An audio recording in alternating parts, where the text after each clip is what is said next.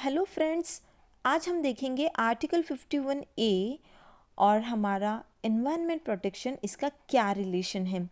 तो देखिए, आर्टिकल 51 ए जो है, ये हमारा जो 42nd कॉन्स्टिट्यूशन अमेंडमेंट हुआ था, इसके थ्रू जो है वो हमारे कॉन्स्टिट्यूशन में इंट्रोड्यूस किया गया था। क्योंकि ओरिजिनली ऐसा कोई प्रोविज़न नहीं था हमारे इंडियन कॉन्स्टिट्यूशन में जो डायरेक्टली एनवायरनमेंट प्रोटेक्शन से डील कर सके। इसीलिए जो 42nd कॉन्स्टिट्यूशन अमेंडमेंट हुआ उसके थ्रू आर्टिकल 48 ए जो हमने लास्ट वीडियो में देखा, और आर्टिकल 51 ए ये है जो है इंट्रोड्यूस किए गए। तो आर्टिकल 51 ए सब क्लॉज जी क्या कहता है कि it shall be the duty of every citizen of India to protect and to improve the natural environment including forests, lakes, rivers and wildlife, and to have compassion for living creatures। अब देखिए, ये एक duty impose करता है, मतलब एक जिम्मेदारी किसकी? एवरी सिटीजन ऑफ इंडिया, यानी हर भारतीय नागरिक की ये जिम्मेदारी बनती है। क्या जिम्मेदारी बनती है? Number 1 to protect, number 2 to improve. तो प्रोटेक्शन और इम्प्रूवमेंट किसका करना है? लेकिन ये करना है हमारे नेचुरल इन्वायरमेंट का। तो नेचुरल इन्वायरमेंट में क्या क्या चीज़ें आ जाएंगी? Forest, lakes, rivers, wildlife. साथ ही साथ तीसरी बात यहाँ पे कही गई है, to have compassion for living creatures. Compassion यानी दया भाव होना। ओके, तो लिविंग क्रिएचर्स यहाँ पे कहा गया है। देखिए, यहाँ पे एक स्पेसिफिकली एक स्पीसीज का नाम नहीं लिया है, यहाँ पे entire range of living creatures जो है यहाँ पे इंक्लूड किया गया है। तो फिर वो आपके स्ट्रीट एनिमल्स हो, बर्ड्स हो, बटरफ्लाइज हो, तो मतलब सारे जो लिविंग क्रिएचर्स हैं इनके प्रति हमारे मन में क्या होना चाहिए? कंपैशन होना चाहिए।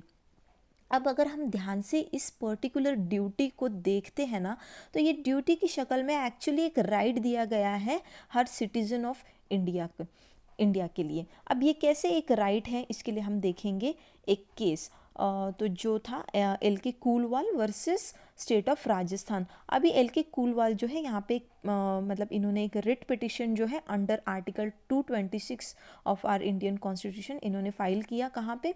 Before the high court of Rajasthan. तो यहाँ पे इन्होंने एक रिट पिटिशन क्यों फाइल किया गया था? अब देखिए, जो राजस्थान म्यूनिसिपैलिटीज़ एक्ट 1959 है, तो इसके तहत क्या है, जो म्यूनिसिपल अथॉरिटी जो है इनकी प्राइमरी ड्यूटी है, क्या है? Cleaning public street, sewers and all open places. Basically सारा जो क्लीनिंग का काम है, जैसे कि हमारे म्यूनिसिपल कॉरपोरेशन का भी है, जो हमारी म्यूनिसिपल अथॉरिटीज़ होती है हर सिटी की, उनका ये काम होता है क्लीनिंग का। Apart from the private property, मतलब प्राइवेट प्रॉपर्टी को छोड़ के जो भी सारी जगह हैं इसका क्लीनिंग करना ये म्यूनिसिपल अथॉरिटी का काम होता है। बट अब यहाँ पर क्या हुआ था कि जो जयपुर सिटी है, यहाँ पर जो म्यूनिसिपैलिटी है उन्होंने अपनी जो प्राइमरी ड्यूटी है उसे डिस्चार्ज करने से वो फेल हो गए, मतलब अपनी ड्यूटी ढंग से नहीं की। मतलब जो है साफ़ सफाई का काम जो है उन्होंने ठीक से नहीं किया। इस वजह से क्या हुआ कि सैनिटेशन की जो है अक्यूट प्रॉब्लम वहाँ पर अराइज हो गई जयपुर में। और जयपुर हमें तो पता है कि it is famously known as the pink city of India. तो ये पिंक सिटी टूरिज़्म के पॉइंट ऑफ व्यू से भी इतना इम्पोर्टेंट है, और ऐसे सिटी में जो है ये क्लीनिंग का जो प्राइमरी ड्यूटी होता है म्यूनिसिपल अथॉरिटी का, वो उन्होंने ठीक से डिस्चार्ज नहीं किया था। तो उन्होंने अपने पिटिशन में ये सब मेंशन करते हुए कहा कि it is very hazardous to the life of the citizens of Jaipur. तो हाई कोर्ट ने अपना जजमेंट देते हुए ये कहा कि we can call article 51 A ordinarily as the duty of the citizens. मतलब ऑर्डिनरीली ये तो एक ड्यूटी है, लेकिन उन्होंने आगे क्या कहा कि in fact it is the right of the citizens as it creates the right in favor of citizens to move to the court to see that the state performs its duty faithfully and the obligatory and primary duties are performed in accordance with the law of the land।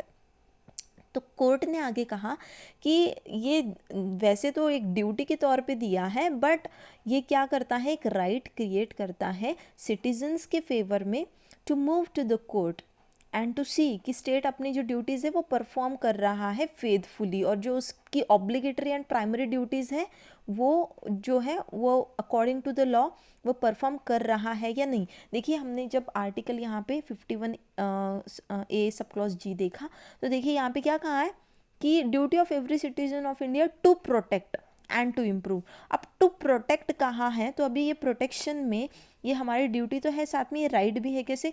क्योंकि जब state अपनी duty ठीक से नहीं कर रहा है, जब लोकल अथॉरिटी अपनी ड्यूटी ठीक से नहीं कर रही है, तो उस टाइम पे जो भी मतलब हज़ार्ड जो है वो हो रहा है एनवायरनमेंट को, तो उससे प्रोटेक्ट करने के लिए citizens can move to the court. तो ये एक क्या है, राइट क्रिएट कर रहा है यहाँ पर।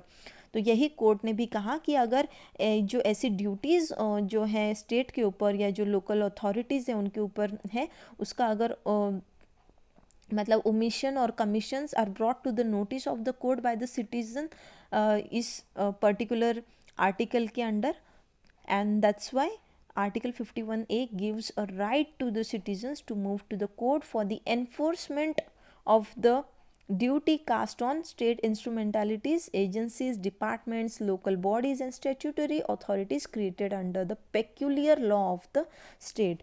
तो इसलिए अगर हम देखते हैं आर्टिकल 51A ये बहुत ही ज़्यादा इम्पॉर्टेंट है एनवायरमेंटल प्रोटेक्शन के पॉइंट ऑफ व्यू से। इसीलिए इसे क्या कहा गया है कि it has become as a boon for so far as environmental protection is concerned। तो आई होप सो आपको आर्टिकल 51A का जो इम्पोर्टेंस है फ्रॉम एनवायरमेंटल प्रोटेक्शन ये आपको समझ में आ गया होगा। फिर मिलते हैं नेक्स्ट वीडियो में। Till that tata bye bye, take care.